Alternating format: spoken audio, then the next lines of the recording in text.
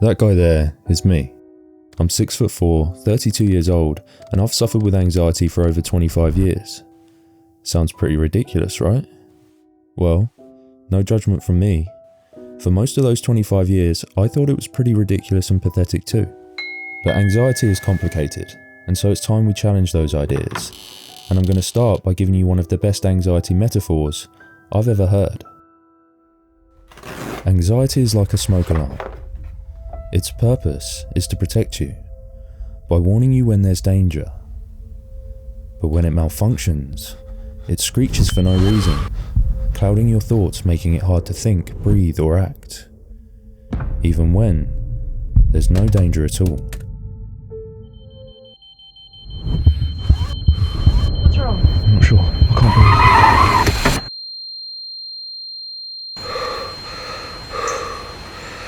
This was me on the 10th of July 2023. I hadn't just been in a car crash or received some bad news. This was a panic attack.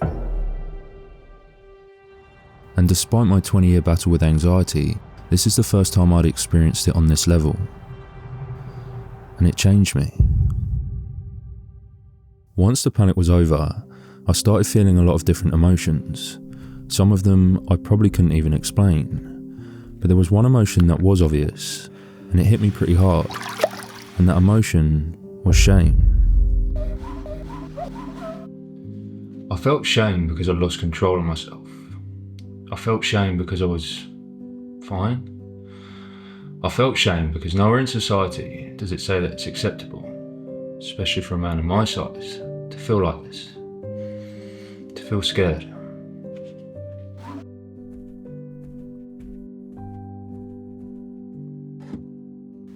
It's not the first time I'd experienced shame with my anxiety. In fact, it's pretty common. But with each new anxious low comes a more overwhelming and consuming feeling of shame. And all I wanted to know was, why?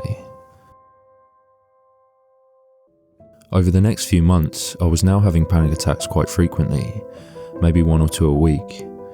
Something would trigger the feeling of panic, and I wouldn't be able to control it.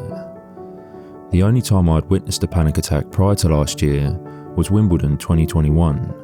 Emma Raducanu was playing in her first Wimbledon, and she suffered a panic attack mid-match, forcing her to retire. Anxiety had dominated decisions in my life for years at that point, but I remember sitting on my sofa and thinking, why would she retire from this match? In that moment, I was judging her, not based on her circumstances, but what I thought I would do in that situation. And this is one of the biggest problems with anxiety or any other mental illness.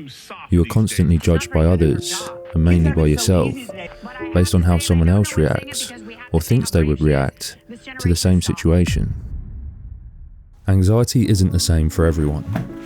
I started doing some research to see if I could figure out what I was going through, and I found that there are 4 recognised levels of anxiety. There's mild, moderate, severe, and you guessed it, panic. I also learned that even though everyone experiences anxiety, this is not to be confused with someone that suffers from an anxiety disorder. And how a situation might give one person a fleeting moment of anxiety, the same situation can give someone else hours, days, or even weeks of dread. But let's take a deeper look at the 4 levels and how they can affect you. Mild anxiety is something that we all feel. Your palms might start to sweat, you might start to be a bit restless, and you may start to lose your focus and composure. For the majority of people, mild anxiety will only be felt during high-pressured or dangerous situations. For someone with an anxiety disorder, mild anxiety starts to become part of daily life. Moderate anxiety. This is when a person starts to feel on edge more frequently. Negative thoughts about future situations will start to become more common. Moderate anxiety started early for me. I played high-level sport from the age of 5, and maybe no surprise, tennis is the one I pursued. But before turning 10 or understanding what a negative thought was, I'd developed this habit of losing matches in my head long before losing them on the court. I could be winning a match comfortably, and my mind would shift. I would start to think about all the mistakes I could make and how easy it would be for my opponent to come back into it if I lost the next point or game. Each negative thought would lead to another one, and once that started to happen, the result was inevitable. As I got older, this would develop into more everyday scenarios. I would play social situations and conversations out in my head, and they would always have a negative outcome. Those irrational fears of social embarrassment would lead me to avoid or even cancel many social situations throughout my late teens, and if I'm being honest, until this day. Moderate anxiety impacts the way you live your life, and this is when your anxiety might start to be classed as an anxiety disorder. Severe anxiety. Spending another night on your own. What's wrong with you? You're pathetic. This starts to become all-consuming. You look disgusting. You have too much fat, your legs are too skinny, you have moles everywhere, and you've been losing your hair for years. So unattractive. I hate looking at you. So uninteresting. Even I'm bored of the things you say. So unlovable. How is anyone with you?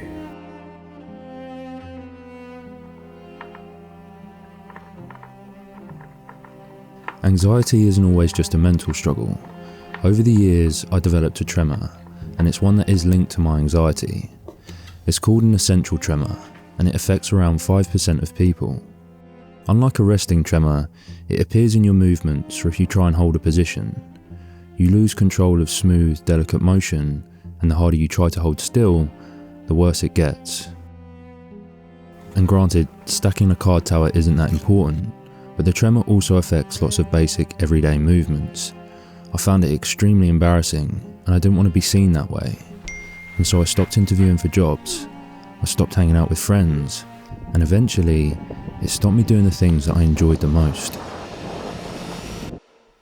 Severe anxiety often leads to depression, and in most cases, people turn to drugs or alcohol as a way to cope. I started abusing alcohol for my anxiety in my late teens.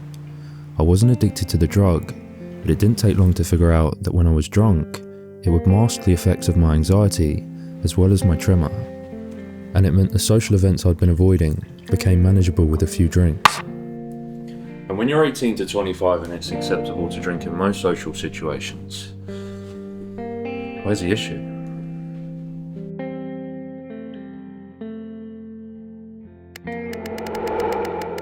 Well, that was the issue. I didn't see one. Alcohol wasn't a tool I used just to let loose and have fun. It became something I relied on. It's a pity in life. Just be quiet this time. No one wants to listen to your boring stories. To numb my thoughts enough, just to show up. And although alcohol does temporarily reduce anxiety, the more you drink, the worse the negative thoughts seem to be in the days that follow. You're trying too hard. The amount of times people cut you off is because you sound like an idiot. All you do is ask questions. You're not funny. You're not interested. What is wrong with you? And eventually, well, you might end up here. Panic anxiety. This one really sucks, because it consists of frequent and recurring panic attacks.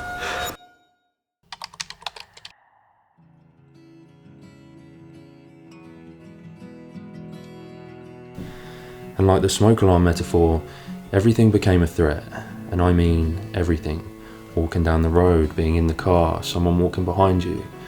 And in these moments, you don't just feel uncomfortable. As dramatic as it sounds, you think you're going to die. Completely unwarranted fear. But the physical stress it puts on your body is huge. And so when writing this video, I had two main goals that I was somewhat naively hoping to achieve. The first was to normalise anxiety for those who suffer from it, and the second was for those that don't understand it, was to help them really feel what it's like. In this section of the video, I somehow thought that I was going to be able to get you to really feel the panic of those attacks, to really understand what that fear feels like. But no matter what I wrote, or what I shot, or how I edited it, I couldn't achieve that. I couldn't even get close. All I wanted was for people to understand and see mental pain in the same way we can see physical pain. A broken limb, a severed finger, or a blow to the head all paints a picture of someone's pain. But if someone tells you they're depressed, suffer from bipolar, or have an anxiety disorder, the canvas is blank. The source of the pain is unclear, usually even to the sufferer themselves. So maybe I have to accept that a lot of people can't understand my struggle, just like I'll never be able to understand some of the struggles that other people face. But when you can't relate or empathise with a person, what you can do is sympathise. Mental disorders can last a lifetime. They have a huge impact on someone's life and they are often fought alone. So you don't have to understand it, but if you can acknowledge it in a genuine and caring way, you might just help that person more than you realise. Understanding why I feel shame hasn't stopped me from feeling it. But maybe if I can accept my struggles and stop hiding them, it won't just stop me feeling shame, it will stop someone else feeling it too. I am a 32-year-old man, and yes, at times, I often feel scared. Ridiculous? I don't think so.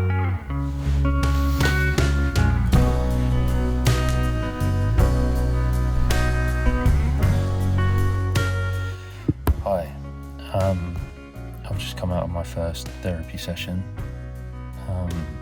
We talked about a bunch of different stuff and I cried for pretty much most of it.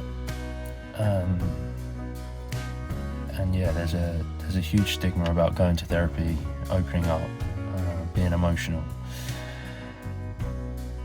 And I don't really have an awful lot to say, but I just wanted to share this moment because it is, it's okay. It is okay to go and have these sessions, and I might look like shit now. I might not feel particularly great, but already there feels like a bit of a weight lifted off my shoulders, and I think these sessions are really going to help. So if you're thinking about it, if you're worried about it, if you think there is a stigma around it, there shouldn't be, and it's absolutely okay. So if you need to do it, if you want to do it, please do.